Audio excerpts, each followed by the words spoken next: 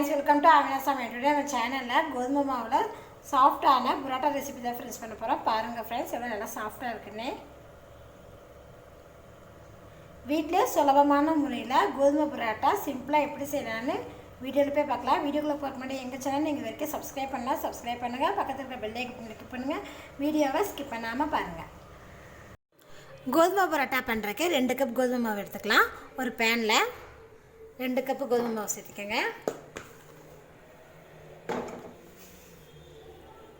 இது கூடவே தேவையான அளவுக்கு உப்பு சேர்த்துக்கலாம்.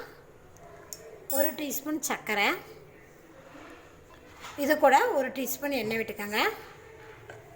இப்போ நல்லா பிசைஞ்சுக்கலாம். சர்க்கரை, உப்பு, எண்ணெய், மாவெல்லாம் சேர்த்து நல்லா மிக்ஸ் பண்ணியாச்சு. இப்போ இது கூட 1/4 கப் அளவுக்கு காய்ச்சின பால் சேர்த்துக்கலாம். சேர்த்துட்டு இதை நல்லா மிக்ஸ் பண்ணி விடுங்க. இப்போ இது கூடவே நம்ம கொஞ்சம் கொஞ்சமாக தண்ணி சேர்த்துட்டு நல்லா பிசைஞ்சு எடுத்துக்கலாம். பாருங்கள், நல்லா புரோட்டாக்கு மாவு பிசைஞ்சாச்சு. இப்போ இது மேலே நம்ம ஆயில் அப்ளை பண்ணிக்கலாம். எண்ணெய் சேர்த்துட்டு இது மேலே அப்படி நல்லா மிக்ஸ் பண்ணி விட்டுக்கலாம் மாவோட. இது எண்ணெயில் கொஞ்சம் நேரம் நல்லா ஊறட்டும் ஃப்ரெண்ட்ஸ். மூடி போட்டு வச்சுருங்க. 3 மணி நேரத்துக்கு மேலேயே நல்லா மாவை ஊற வச்சிட்டேன். மாவு வந்து நம்ம பிசையும் போது நல்லா லூஸாக பிசைஞ்சுக்கோங்க. அப்போ தான் நம்மளுக்கு வந்து புரோட்டாக்கு பிசையும் போது ரொம்ப நல்லா இருக்கும். பார்த்திங்கன்னா மாவு பாருங்கள் நல்லா ஊறி இருக்குது. இப்போ இதுலேருந்து நம்ம கொஞ்சம் எடுத்துக்கலாம்.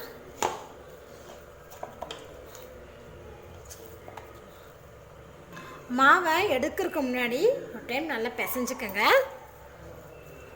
நல்லா மாவு இப்படி இழுத்து இழுத்து பிசையும் போது தான் நம்மளுக்கு வந்து கோதுமை புரோட்டா வந்து நல்லா சாஃப்டாக வரும் ஃப்ரெண்ட்ஸ்.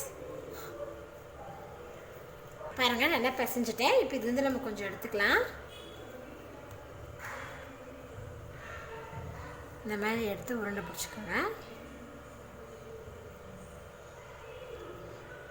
மாவு பாருங்கள் உருண்டை பிடிச்சிட்டேன். இப்போ இதை நம்ம பருத்திக்கலாம். இதில் கொஞ்சமாக வரமாவை ஆட் பண்ணிக்கோங்க. ஆட் பண்ணிவிட்டு இதை நம்ம தேய்ச்சிக்கலாம். நீங்கள் வந்து கோதுமை புரோட்டா செய்கிறங்காட்டி மாவு வந்து நல்லா லூஸாக இருந்தால் தான் நம்மளுக்கு தேய்க்கிறதுக்கு நல்லா இருக்கும் ஃப்ரெண்ட்ஸ். டைட்டாக இருந்தால் உங்களால் தேய்க்கவே முடியாது. அதனால மாவு நல்லா லூஸாக பிசைஞ்சுக்கோங்க. பார்த்திங்கன்னா இப்போ நல்லா பார்த்திங்கன்னா தேய்ச்சிட்டேன். ஒரு கத்தி வச்சு இதை நம்ம கட் பண்ணிக்கலாம்.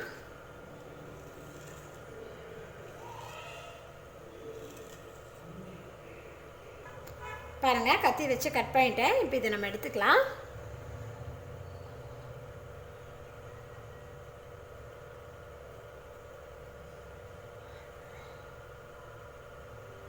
இது எல்லாத்தையும் அப்படியே எடுத்துக்கோங்க.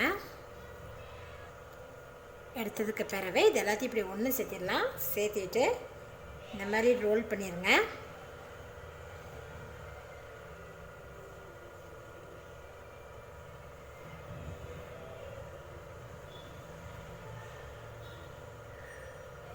ரோல் பண்ணிவிட்டு இதில் நம்ம கொஞ்சம் எண்ணெய் அப்ளை பண்ணி வச்சுக்கலாம் ஃப்ரெண்ட்ஸ். கொஞ்சம் எண்ணெயில் இது ஊறட்டும்.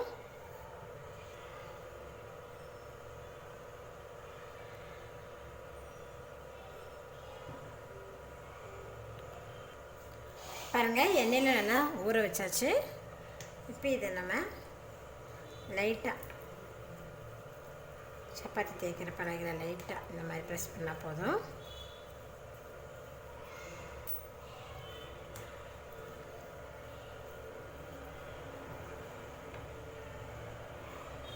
இப்போ இதை நம்ம அப்படியே தோசைக்கல்லில் போட்டுடலாம்.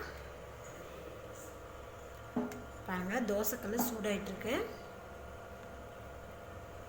கல் பார்த்திங்கன்னா சுட்டுருச்சு. இதை சேர்த்துக்கோங்க. லோ ஃப்ளேம்லேயே வச்சு இதை திருப்பி போட்டு எடுத்துக்கலாம். இப்போ இதுக்கு மேலே லைட்டாக எண்ணெய் சேர்த்துக்கோங்க.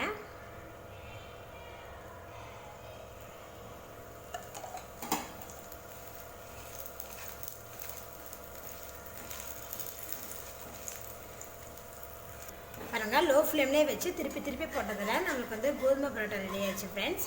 இப்போ இதை நம்ம எடுத்துக்கலாம். கோதுமை மாவுலேயே சாஃப்டான பரோட்டா பண்ணிட்டோம் ஃப்ரெண்ட்ஸ். பாருங்கள் எவ்வளோ நல்லா சாஃப்டாக இருக்குன்னு. கோதுமை மாவு இருந்தால் நீங்களும் இது போல் பரோட்டா செஞ்சு பாருங்கள். செஞ்சு பார்த்துட்டு உங்கள் கமெண்ட்டை சொல்லுங்கள். என்னோட இந்த வீடியோ உங்களுக்கு பிடிச்சி லைக் பண்ணுங்கள், உங்கள் ஃப்ரெண்ட்ஸ் ஷேர் பண்ணுங்கள். மறக்காமல் ஆமிலா சமைச்சலை சப்ஸ்கிரைப் பண்ணுங்கள். நன்றி.